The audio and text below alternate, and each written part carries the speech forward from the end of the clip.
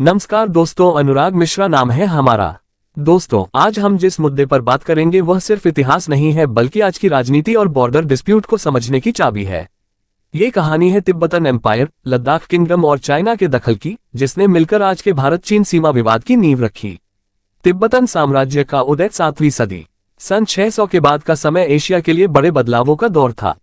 भारत में छोटे बड़े साम्राज्य फैले हुए थे और हिमालय के पार तिब्बतन एम्पायर तेजी से ताकतवर हो रहा था। उस समय इसका विस्तार इतना ज्यादा था कि आज का लद्दाख, अरुणाचल प्रदेश और आसपास के कई इलाके इसमें शामिल थे। ये साम्राज्य अपने चरम पर पहुंचा, लेकिन 9वीं सदी में सब कुछ बदल गया। लेंगदरमा की मौत और तिब्बत का बिखराव 842 ईस्वी में तिब्बतन एम्पायर के राजा लेंगदरमा की मौत हो गई। उनके बाद उत्तराधिकारी को लेकर पूरा परिवार आपस में भिड़ गया। सत्ता संघर्ष इतना बड़ा कि साम्राज्य कमजोर होता चला गया। इसी उथल पुथल के बीच लेंगदरमा के वंशज नीमा गांव ने कहा कि वह इतने बड़े साम्राज्य को संभालना नहीं चाहता। उसने सिर्फ वेस्टर्न तिब्बतन इलाके को अपने अधीन लिया और वहां एक नया साम्राज्य खड़ा कर दिया। इसे कहा गया नगारी किंगडम। नगारी से मर्यूल और लद्दाख किंगडम 10वीं-15वीं सदी। नीमा गांव के बाद उसका बेटा लाचेन सामने आया। उसने साम्राज्य का दायरा और बढ़ाया और इसे मर्यूल किंगडम नाम दिया। ऐतिहासिक ग्रंथों, खासकर क्रॉनिकल्स ऑफ लद्दाख के अनुसार यही मर्यूल आगे चलकर लद्दाख किंगडम कहलाने लगा। 1460 तक आते आते लोग इस क्षेत्र को साफ तौर पर लद्दाख कहने लगे। इस तरह तिब्बतन साम्राज्य का पश्चिमी हिस्सा अब पूरी तरह से स्वतंत्र लद्दाख राज्य बन चुका था। नामग्याल वंश और तिब्बत से टकराव 16वीं-17वीं सदी। आगे चलकर लद्दाख पर नामग्याल वंश का शासन शुरू हुआ। इस वंश ने लद्दाख को और भी मजबूत बनाया। लद्दाख की ताकत और प्रभाव बढ़ने लगे, लेकिन तिब्बत को यह बात हजम नहीं हुई। तिब्बतन एम्पायर ने लद्दाख को खतरे की तरह देखना शुरू कर दिया। अंततः 5वें दलाई लामा के समय तिब्बतन सेना ने लद्दाख पर हमला कर दिया। लद्दाख कमजोर पड़ गया और उसने भारत के मुगल साम्राज्य से मदद मांगी। लंबी लड़ाई के बाद 1684 में ट्रीटी ऑफ टिंगमोसगैंग साइन हुई। यहां पहली बार कागज पर तिब्बत और लद्दाख के बीच सीमा तय की गई। यानी इस क्षेत्र की सीमा विवाद की कहानी आधिकारिक तौर पर यहीं से शुरू होती है। चिंग साम्राज्य की चाल 18वीं सदी।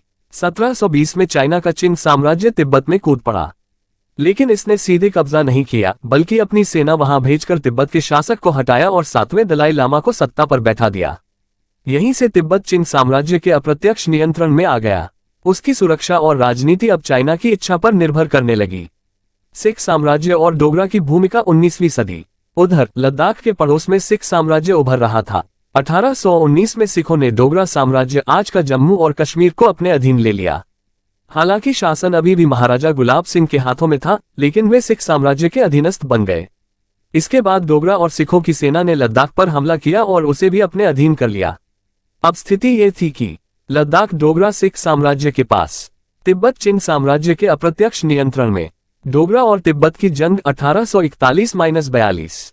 1841 में डोगरा शासकों ने लद्दाख से आगे बढ़कर तिब्बत की ओर अपने व्यापारिक मार्गों पर नियंत्रण करना चाहा। इससे तिब्बत और चाइना दोनों नाराज हो गए। लंबी लड़ाई चली और दोनों तरफ काफी नुकसान हुआ। आखिरकार 17 सितंबर 1842 को ट्रीटी ऑफ चुशुल साइन हुई। ट्रीटी ऑफ चुशुल 1842 निर्णायक समझौता।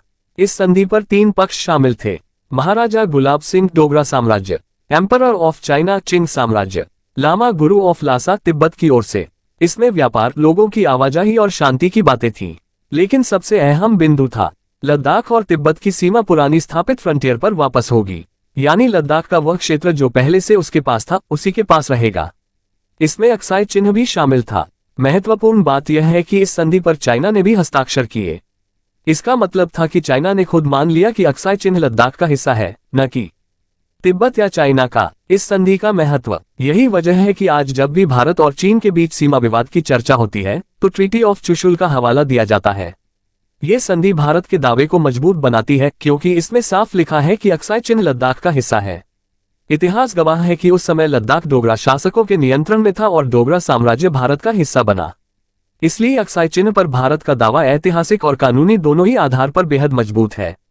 निष्कर्ष दोस्तों, इतिहास सिर्फ बीते हुए समय की कहानी नहीं होता, ये हमारे वर्तमान और भविष्य को तय करता है।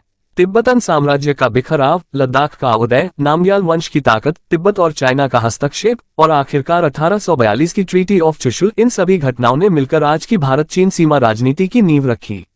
तो अगली बार जब आप अक्साई चिन या लद्दाख तिब्बत बॉर्डर विवाद के बारे में सुने तो याद रखिएगा कि इसकी जड़ें सदियों पुरानी हैं।